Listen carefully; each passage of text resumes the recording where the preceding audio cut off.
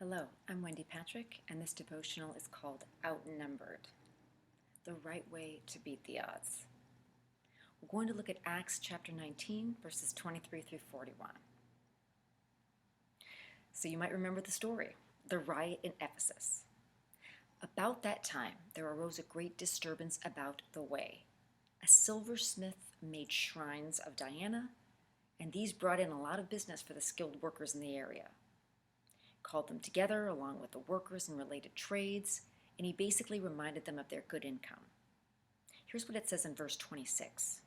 You hear how this fellow Paul has convinced and led astray large numbers of people here in Ephesus and in practically the whole province of Asia. He says that gods made by human hands are no gods at all.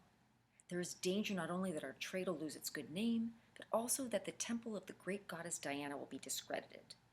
And the goddess herself, who is worshipped throughout the province of Asia and the world, will be robbed of her divine majesty. Verse 28 says, when they heard this, they were furious and began shouting, "Great is Diana of the Ephesians." Soon the whole city was in an uproar. The people seized Gaius, Aristarchus, Paul's traveling companions from Macedonia, and all of them rushed together in the theater.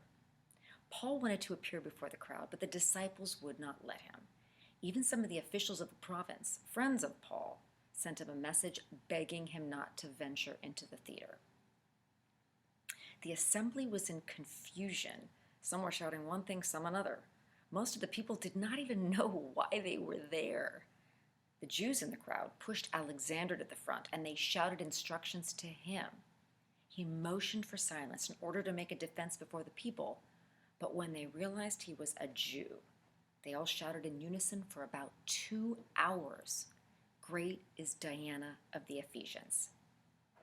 Now the city clerk quieted the crowd and said, "People of Ephesus, doesn't the world know that the city of Ephesus is the garden of the temple of the great Diana and her image, which fell from heaven? Therefore, since these facts are undeniable, you ought to calm down and not do anything rash. You have brought these men here, though they have neither robbed temples nor blasphemed our goddess. If then Demetrius and his associates have a grievance against anybody, the courts are open and there are proconsuls. They can press charges. If there's anything further you want to bring up, it must be settled in a legal assembly.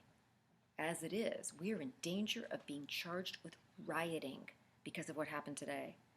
In that case, we would not be able to account for this commotion since there is no reason for it." After he had said this, he dismissed the assembly.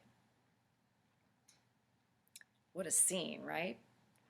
Well, let's take a closer look at what was really going on here. First of all, what might this riot of Ephesus have looked like? This ancient theater was an amphitheater that seated 25,000 people. This was a major crowd.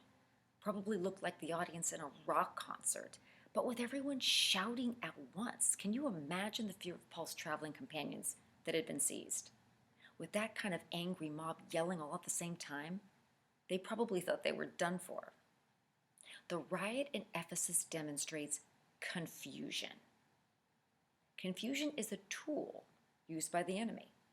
Think about it. What happens when we get confused? When we stray off the Christian path into the darkness, where we can't see anymore. The assembly in Ephesus was in confusion. Some people shouting one thing, some another. And we're also told most did not even know why they were there. Do we see this kind of mass confusion today? When there are TV cameras pointed, in some ways, some crowds resemble the theater in Ephesus. Sometimes we call it mob mentality because many people don't even know what they're saying. Well, in Ephesus, it's a safe bet that that mentality went on as well. Some might not even have known who Diana was. Think about how you can respond when faced with opposition to your faith. Don't be confused. Stand firm in your faith. Don't step off the path and get lost in the confusion of bad choices. Aim for the center and do what you know is right, and have faith that God will be there to lead you out. And guess what? He always will.